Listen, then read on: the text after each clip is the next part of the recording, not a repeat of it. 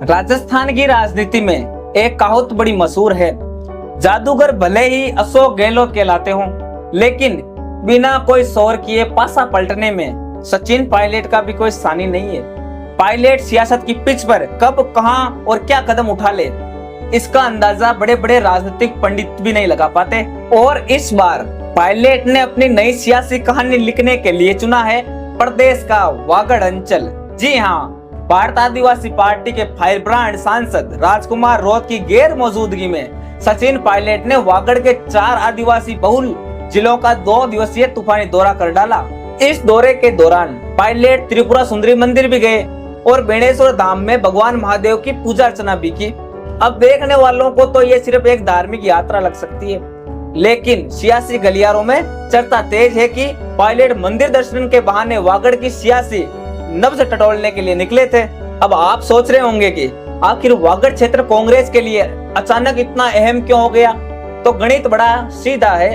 एक वक्त था जब ये इलाका कांग्रेस का सबसे मजबूत किला हुआ करता था, लेकिन आपसे खींचतान और अनदेखी की वजह से पूरा वोट बैंक बीटीपी और फिर राजकुमार रोत की पार्टी बीएपी के पाले में चला गया। रही सही कसर दिग्गज आदिवासी नेता महेंद्रजीत सिंह मालवीय के बीजेपी में जाने से पूरी हो गई। नतीजा ये हुआ कि कांग्रेस का स्थानीय संगठन पूरी तरह बिखर गया। जहां कभी मुकाबला कांग्रेस बनाम बीजेपी होता था, वहां अब कांग्रेस रेस से बाहर दिखी और लड़ाई सीधे बीएपी बनाम बीजेपी हो गई। बस इसी बिखरे हुए घर को संभालने और डैमेज कंट्रोल करने के लिए खुद सचिन पायलट को मैदान में उतरना पड़ा। डूंगरपुर, प्रतापगढ़ से लेकर उदयपुर के ग्रामीण इलाकों तक पायलट ने कार्यकर्ताओं के साथ ताबड़तोड़ मैराथन बैठकें की।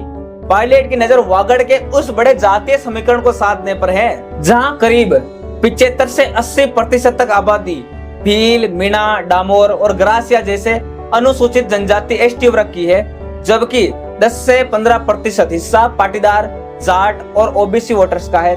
पायलट इसी सामाजिक ताने बाने को फिर से जोड़कर कांग्रेस को यह नंबर 1 बनाने की कोशिश में जुटे हैं। हालांकि जमीन पर उनकी यह रणनीति कितनी कामयाब होती है और ये जनसंपर्क वोटों में कितना बदल पाता है, ये तो आने वाला वक्त ही बताएगा। लेकिन आपको क्या लगता है, क्या सचिन पायलट वागड़ में कांग्रेस के पुराने दिन वापस ला पाएंगे? क्या वो राजकुमार रोत और बीजेपी के चक्रव्यूह को भेद पाएंगे? अपनी राय हमें कमेंट करके जरूर बताएं। अगर आपको ये विश्लेषण पसंद आया हो तो वीडियो को लाइक और शेयर करना ना भूलें।